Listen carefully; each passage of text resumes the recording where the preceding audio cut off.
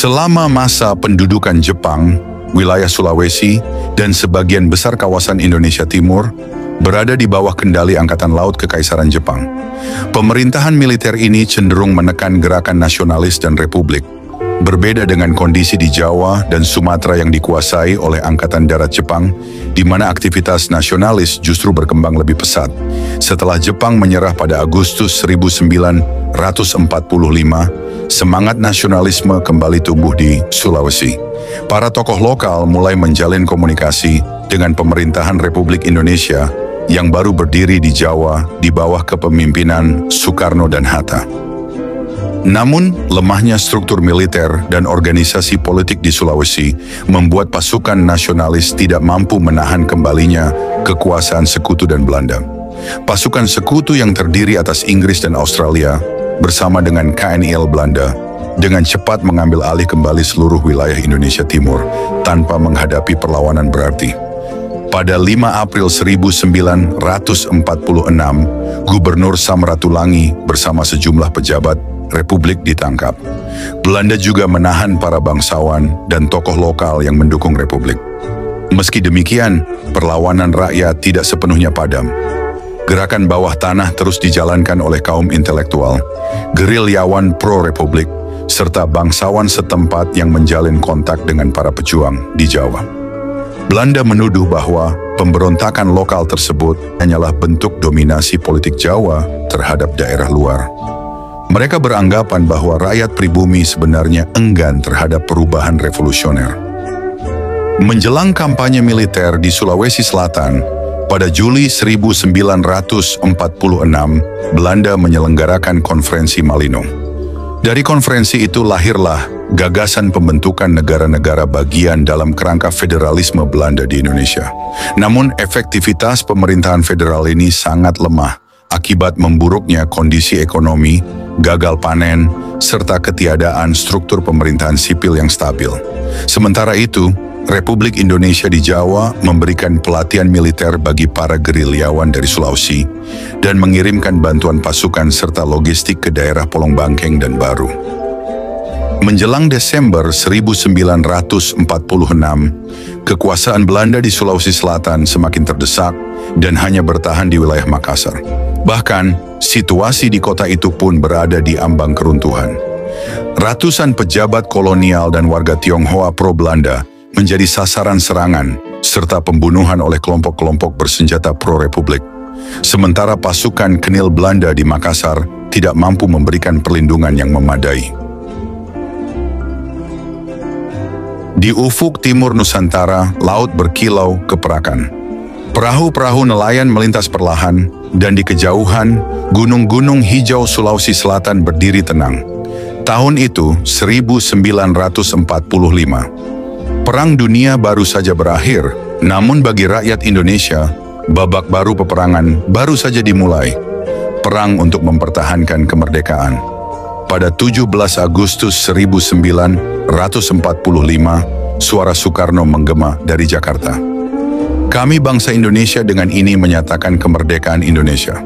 Suara itu menembus udara, melintasi laut, dan sampai ke tanah Bugis Makassar.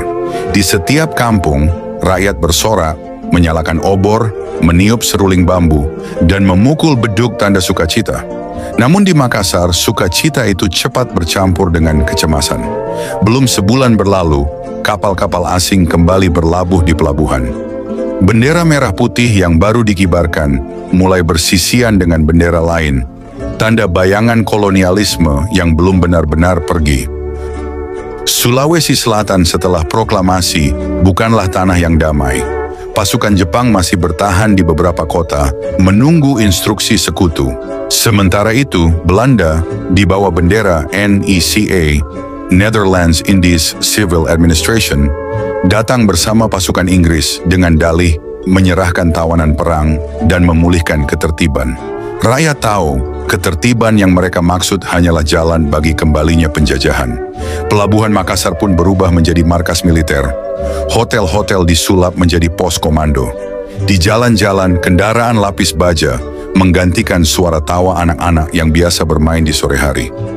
Saudara-saudara sekalian, jangan takut. Kemerdekaan ini milik kita. Pertahankan walau satu jengkal tanah pun tidak boleh diserahkan. Suara salah seorang tokoh adat Sulawesi Selatan. Dari pedalaman, rakyat bangkit. Para pemuda membentuk laskar-laskar perjuangan. Laskar Merah Putih, Barisan Pemuda Indonesia, dan berbagai kelompok rakyat yang tersebar di seluruh kabupaten. Mereka hanya bersenjatakan bambu runcing, parang, dan tekad yang menyala. Bagi mereka, kemerdekaan bukan hadiah, melainkan hak yang harus dipertahankan. Nama-nama seperti Andi Sultan Daeng Raja, Pajonga Daeng Ngale, Ranggong Daeng Romo, Andi Mapanyuki, Andi Abdullah Baumasepe, dan Andi Depu muncul sebagai simbol keberanian. Mereka adalah bangsawan, pemimpin adat, dan tokoh rakyat yang memilih berdiri di pihak Republik, menggabungkan semangat pantang mundur Bugis Makassar dengan idealisme Indonesia merdeka.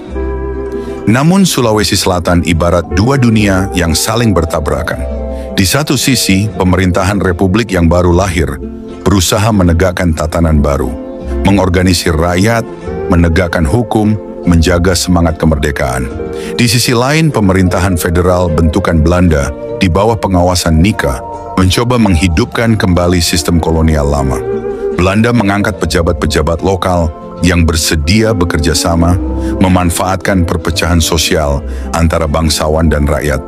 Sebagian memilih berpihak kepada kolonial demi mempertahankan status lama, sementara yang lain setia kepada Republik, meski harus kehilangan segalanya. Ketegangan itu terasa di setiap pasar, setiap kampung, bahkan dalam satu rumah. Seringkali satu keluarga terbelah, anak menjadi pejuang Republik, sementara ayah bekerja untuk pemerintahan Nika. Waktu itu kami tidak tahu siapa kawan, siapa lawan. Kenang seorang saksi tua dari Goa. Yang kami tahu, siapapun yang membawa senjata, kami harus waspada. Makassar pada akhir 1945 menjadi jantung konflik. Sebagai pelabuhan utama dan pintu gerbang Sulawesi, kota ini bernilai strategis. Belanda menempatkan markas besar militernya di sini, lengkap dengan kantor intelijen dan pos pengawasan. Sementara itu, rakyat membangun basis-basis perlawanan di Goa, Takalar, Maros, Pangkep, Boneh, Pinrang, Sidenreng hingga Enrekang. Gerilya rakyat semakin kuat. Mereka menyerang konvoi Belanda, memutus jalur logistik, dan menebar ketakutan di antara pasukan kolonial. Kekuasaan Belanda di pedesaan mulai rapuh, hanya kota besar yang masih mereka kuasai. Laporan militer Belanda menyebut keadaan hampir tidak terkendali. Sulawesi Selatan, tulis mereka, berubah menjadi sarang pemberontak Republik. Menjelang akhir 1946, api perlawanan semakin menyala. Di Boneh, rakyat menyerbu pos Belanda di Watampone. Di Goa dan Takalar, laskar rakyat menggempur patroli Belanda. Beberapa serdadu Belanda tertawan, sebagian dieksekusi oleh rakyat yang murka. Berita itu membuat pemerintah kolonial di Batavia murka. Mereka menginginkan penyelesaian cepat, tanpa negosiasi, tanpa kompromi. Dan dari rapat darurat itu, muncul satu nama. Kapten Raymond Westerling. Seorang perwira muda dari Korps Komando Belanda, dikenal disiplin, dingin, dan efektif. Kini ia dikirim ke Sulawesi Selatan, membawa mandat penuh untuk memulihkan ketertiban. Desember 1946, telegram rahasia dikirim dari Batavia ke Makassar. Kapten Raymond Westerling akan memimpin operasi pembersihan di Sulawesi Selatan. Operasi itu dinamakan Operasi Zuid-Celebes, Operasi Sulawesi Selatan. Tujuannya tampak sederhana, menumpas pemberontakan dan mengembalikan ketertiban. Namun tak ada batas moral dalam perintah itu. Westerling diberi wewenang penuh menafsirkan arti ketertiban menurut caranya sendiri, dan caranya adalah teror. Sebelum menyelam lebih jauh, siapa sebenarnya sosok Westerling? Raymond Westerling lahir pada 31 Agustus 1919 di Istanbul, Turki, saat itu masih bernama Konstantinopel. Ia berasal dari keluarga keturunan Belanda Yunani. Kawan-kawan masa kecil mengenangnya sebagai anak cerdas, cepat tanggap, namun mudah tersinggung dan berangasan. Ia bukan sekadar keras kepala. Ia meyakini bahwa kekuatan adalah cara terbaik untuk menundukkan dunia. Masa remajanya dihabiskan di Belgia. Di sana ia menempuh pendidikan militer dan menonjol karena kecerdasan serta ketegasannya. Ia menguasai beberapa bahasa, Belanda, Prancis, Turki, dan sedikit Arab. Tapi di balik kemampuannya, tersimpan pandangan kelam tentang kehidupan, bahwa hanya kekerasan yang dapat menundukkan kekacauan. Ketika Perang Dunia II meledak di Eropa, dunia yang dikenalnya berubah menjadi lautan api. Westerling muda bergabung dengan tentara Belanda, lalu ditempatkan di unit intelijen di Inggris. Ia belajar sabotase, infiltrasi, dan taktik kontra-gerilya, pelajaran yang kelak ia bawa jauh melintasi samudera. Ia bukan prajurit biasa. Ia adalah produk zaman brutal, masa ketika nilai kemanusiaan kerap dikorbankan atas nama kemenangan. Ketika Belanda jatuh ke tangan Jerman pada 1940, banyak perwira melarikan diri ke Inggris, termasuk Westerling. Ia bertugas hingga perang berakhir. Setelah Jepang menyerah, Belanda bersiap merebut kembali tanah jajahannya di timur, Hindia Belanda. Ketika mendengar kabar bahwa Republik Indonesia telah diproklamasikan, reaksinya datar. Baginya Republik hanyalah bentuk lain dari kekacauan. Westerling yakin hanya Belanda yang sanggup membawa ketertiban dan peradaban. Mereka seperti anak kecil yang berteriak minta kemerdekaan, tapi belum tahu bagaimana mengatur rumahnya sendiri. Katanya dalam sebuah wawancara tahun 1952. Raymond Westerling pertama kali menjejakkan kaki di Indonesia pada September 1945. Ia tiba di Medan sebagai anggota KNIL Belanda, Angkatan Perang Kolonial Hindia Belanda. Setelah menyelesaikan tugasnya membebaskan tawanan perang Belanda di Medan, Westerling dipindahkan ke Jakarta. Di sana ia mendapat mandat untuk melatih pasukan khusus Depot Speciale Troepen (DST) yang beranggotakan campuran antara serdadu Belanda dan pribumi Indonesia. Pada Desember 1946, Letnan Jenderal Simon Spoor menugaskannya menjalankan operasi militer di Sulawesi Selatan. Misi tersebut bertujuan untuk memberantas para pejuang kemerdekaan Indonesia yang dianggap mengancam kekuasaan Belanda di wilayah itu. Dengan demikian, kegagalan strategi militer tentara NIL Belanda di Sulawesi Selatan membuat pemerintah Hindia Belanda mengutus Kapten Raymond Westerling yang dikenal seorang ahli kontra pemberontakan yang pernah mendapat pelatihan militer di Inggris. Itulah sebabnya ia diberi mandat untuk memimpin operasi penumpasan perlawanan rakyat di Sulawesi Selatan. Pada November 1946, Westerling membentuk satuan elit baru di tubuh KNIL, yaitu Depot Speciale Troepen (DST), yang dirancang khusus untuk melaksanakan operasi kontra-gerilya, interogasi, dan eksekusi lapangan. Westerling memperkenalkan metode baru yang ia sebut sebagai metode Westerling, yakni pengadilan kilat terhadap mereka yang dicurigai sebagai pemberontak tanpa proses hukum. Ia meyakini bahwa perdamaian hanya dapat dicapai dengan cara cepat dan tegas, sekalipun harus mengorbankan ribuan nyawa. Sebelum bertolak ke Makassar, Westerling juga menugaskan mata-mata untuk menyusup ke desa-desa di Sulawesi Selatan, guna mengidentifikasi para simpatisan Republik. Nantinya, berdasarkan laporan intelijen tersebut, pasukan DST akan mengepung satu atau beberapa desa pada malam hari dan menggiring seluruh penduduk ke lapangan terbuka. Pada 5 Desember 1946, Raymond Westerling bersama 120 pasukan DST, Depot Speciale Troepen, tiba di Makassar. Mereka kemudian mendirikan markas di lapangan Matoanging. Westerling dan pasukannya menuduh rakyat Sulawesi Selatan, terutama di pedalaman, memberi dukungan kepada para pejuang Republik dan gerilyawan anti-Belanda. Untuk menghancurkan basis perlawanan itu, ia menerapkan metode pembersihan brutal. Setiap desa yang dicurigai akan dikepung, penduduk dikumpulkan di lapangan terbuka, kemudian dilakukan pemeriksaan singkat.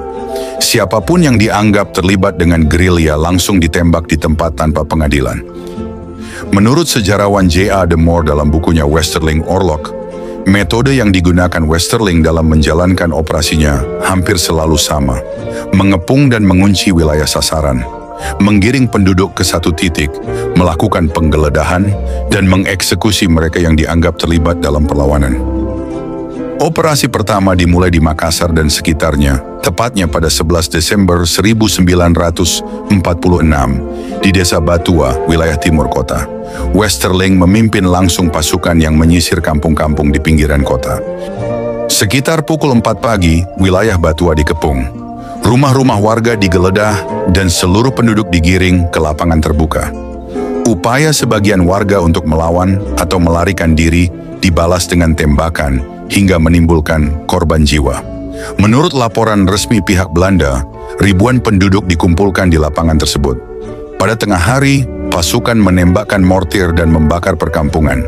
Suara ledakan dan api menghanguskan rumah-rumah bambu, sementara warga dipaksa menyaksikan tanpa daya. Dalam laporan patroli Belanda disebutkan, 35 orang dieksekusi, 11 diantaranya dianggap ekstremis, 23 disebut sebagai pengacau, dan seorang lainnya dituduh membunuh 2 insinyur Belanda. Westerling menegaskan tindakan itu sebagai hukuman bagi pendukung teroris dan pengacau.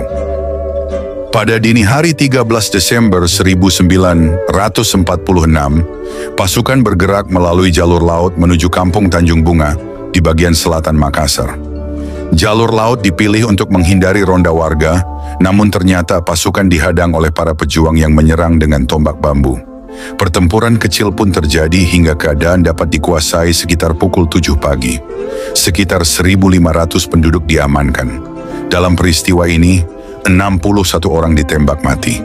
Semua eksekusi dilakukan dengan metode pengadilan kilat dan hukuman mati di tempat.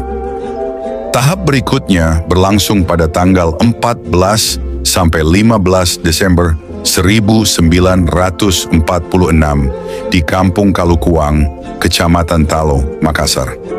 Pasukan melanjutkan aksi penumpasan terhadap kelompok yang dianggap pemberontak. Menurut hasil penelitian, 23 orang dieksekusi di lokasi ini. Karena minim perlawanan, operasi berlangsung singkat dan segera dilanjutkan ke wilayah lain. Operasi selanjutnya dilakukan di Kampung Jongaya, yang dianggap sebagai tempat persembunyian tokoh-tokoh ekstremis dan pengacau. Pasukan Belanda melakukan penggeledahan rumah-rumah penduduk dan menemukan sejumlah surat serta catatan rapat organisasi yang disebut Semut Merah. Kelompok ini, menurut laporan Belanda, berencana melancarkan perlawanan serentak terhadap Belanda dengan cara-cara gerilya, sabotase, pembakaran, hingga penyebaran informasi melalui radio. 2 orang yang ditemukan sebagai anggota kelompok tersebut ditembak mati di tempat, dan total 33 orang dieksekusi di Jongaya.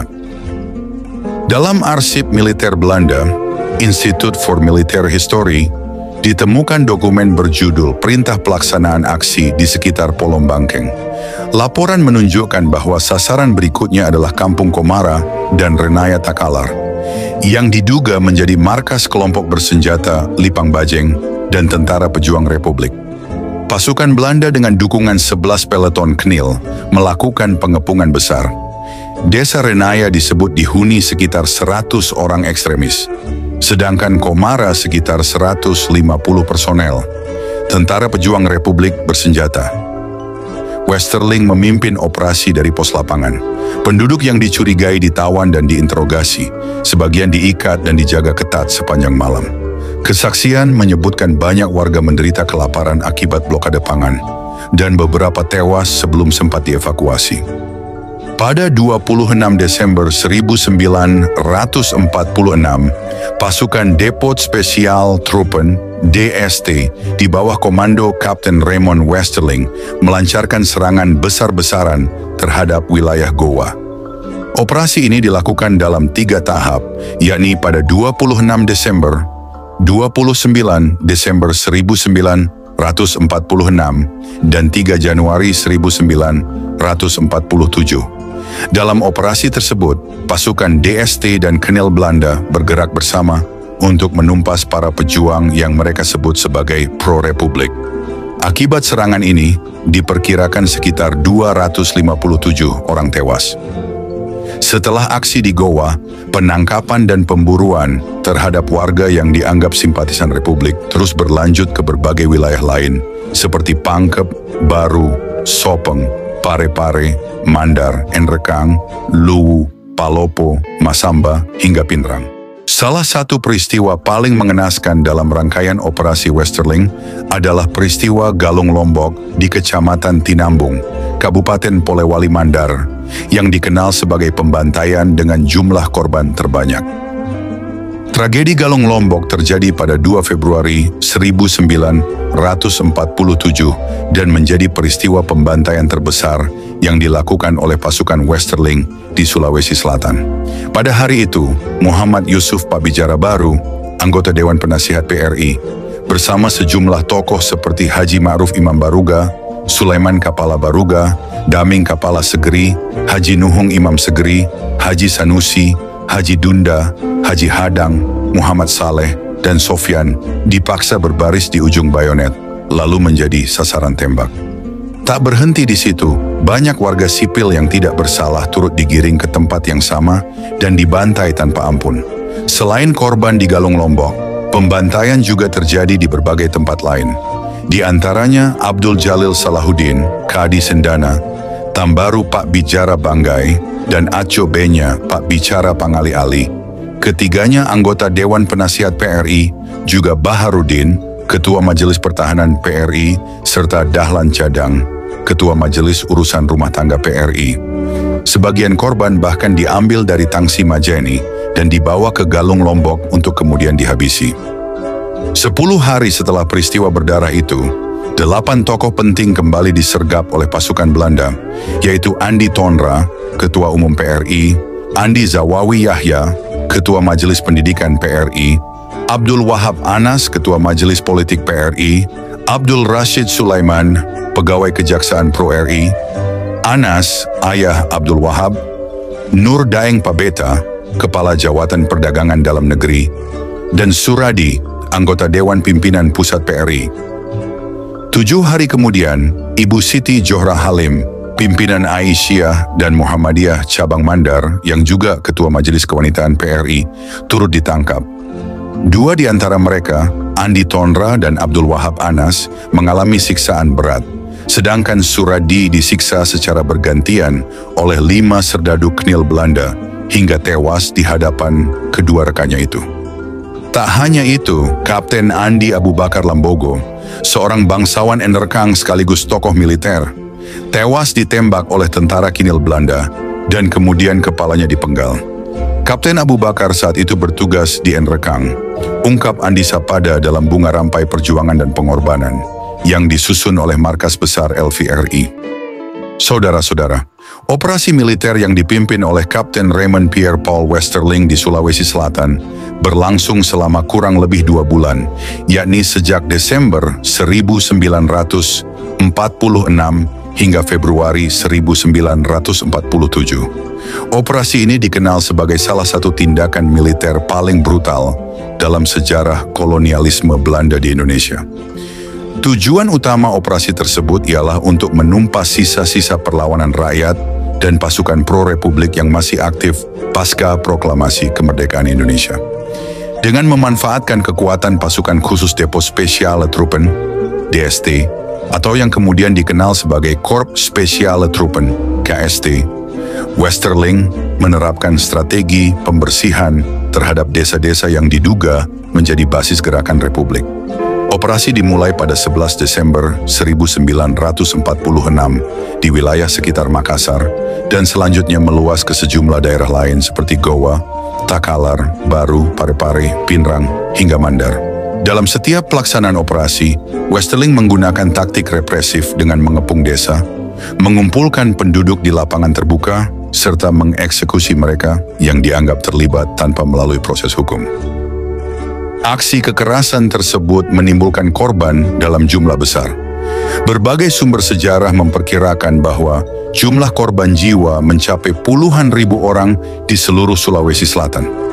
Tekanan dari pemerintah Belanda sendiri disertai kecaman masyarakat internasional, akhirnya memaksa penghentian operasi pada 21 Februari 1947. Setelah operasi dinyatakan berakhir, Letnan Jenderal Spoor menyatakan bahwa situasi keamanan di Sulawesi Selatan telah terkendali. Ia kemudian memberlakukan kembali Voorschrift voor de uitoefening van de politiek politionele taak van het leger, VPTL, atau pedoman pelaksanaan bagi tentara untuk tugas politik dan polisional, serta menarik pasukan DSCD kembali ke Jawa. Keberhasilan Westerling dalam menumpas kelompok yang oleh Belanda disebut sebagai ekstremis menjadikan reputasinya meningkat di kalangan militer dan masyarakat sipil Belanda. Media Belanda bahkan menampilkan pemberitaan yang cenderung memuji. Ketika pasukan DST kembali ke markas pada 23 Maret 1947, mingguan militer Het Militair Weekblad menurunkan tajuk utama pasukan si Turki kembali. Namun sejak Juli 1947 pemberitaan mulai bergeser ke arah kritis, menyoroti tindakan brutal yang dilakukan selama operasi di Sulawesi Selatan. Markas DST yang semula berada di Kalibata kemudian dipindahkan ke Batu Jajar, Cimahi, karena pertimbangan kapasitas. Pada Oktober 1947 dilakukan reorganisasi pasukan dan pada 5 Januari 1948 nama DST resmi diubah menjadi Korps Speciale Truppen, KST. Pasukan ini kemudian dilengkapi dengan unit pasukan payung, sementara Westerling diberi komando atas satuan yang lebih besar. Jumlah pasti korban operasi militer Westerling di Sulawesi Selatan hingga kini masih menjadi perdebatan di kalangan sejarawan. Menurut De Jong, jumlah korban mencapai sekitar 4.000 jiwa, sedangkan hasil penyelidikan pemerintah Belanda pada tahun 1969 menyebutkan sekitar 3.000 orang. Sementara itu, Westerling sendiri dalam pembelaannya mengklaim bahwa korban yang dieksekusi hanya sekitar 600 orang. Fakta sejarah menunjukkan bahwa tindakan Westerling dan pasukannya memperoleh persetujuan dari Letnan Jenderal Spoor serta Wakil Gubernur Jenderal Dr. Hubertus Johannes van Mock. Oleh karena itu, tanggung jawab atas terjadinya pembantaian rakyat Sulawesi Selatan tidak dapat dibebankan sepenuhnya kepada Westerling, melainkan juga kepada pemerintah dan Angkatan Perang Belanda yang memberi legitimasi atas tindakan tersebut. Kejadian ini tergolong sebagai kejahatan terhadap kemanusiaan, crimes against humanity, yaitu pelanggaran berat hak asasi manusia yang secara hukum internasional tidak mengenal masa kedaluarsa dan dapat diajukan ke International Criminal Court, ICC, di Den Haag. Pemerintah Republik Indonesia menuding bahwa Westerling bertanggung jawab atas kematian sekitar 40.000 rakyat Sulawesi Selatan. Angka tersebut kemudian diabadikan melalui pendirian Monumen Korban 40.000 jiwa di Makassar sebagai bentuk penghormatan terhadap para korban. Namun demikian, sejumlah sejarawan Belanda seperti Jaap de Moor dan Willem Ijzerif berpendapat bahwa angka tersebut dilebih-lebihkan untuk kepentingan politik dan propaganda. Menurut Ijzerif, sekitar 1.500 orang dieksekusi langsung oleh pasukan DST, sementara total korban keseluruhan akibat operasi gabungan Kanil dan aparat keamanan lokal mencapai kurang lebih 3.000 jiwa. Dalam buku memoarnya yang diterbitkan tahun 1952, Westerling menolak tuduhan sebagai penjahat perang. Ia menulis, "Mereka menggambarkanku sebagai monster haus darah yang menyerang rakyat Celebes. Padahal aku hanya melawan teror dengan cara kepolisian. Aku mengeksekusi orang-orang jahat, tetapi tidak ada yang mati tanpa alasan."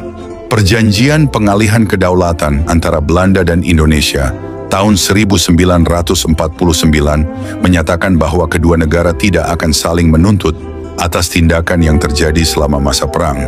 Ketentuan tersebut secara otomatis menggugurkan kemungkinan penuntutan atau ekstradisi terhadap Westerling. Lebih dari 6 dekade kemudian, pada 12 September 2013, pemerintah Belanda melalui duta besarnya di Jakarta, Tjeerd de Zwaan, secara resmi menyampaikan permintaan maaf kepada para korban dan keluarga korban pembantaian Westerling di Sulawesi Selatan. Dalam pernyataannya, ia menyampaikan, Atas nama pemerintah Belanda, saya meminta maaf atas kejadian-kejadian ini. Hari ini saya juga meminta maaf kepada para janda dari Bulukumba, Pinrang, Polewali Mandar, dan Parepare. Sebagai bentuk tanggung jawab moral, pemerintah Belanda memberikan kompensasi sebesar 20.000 euro, sekitar 301 juta rupiah, kepada masing-masing dari 10 janda korban.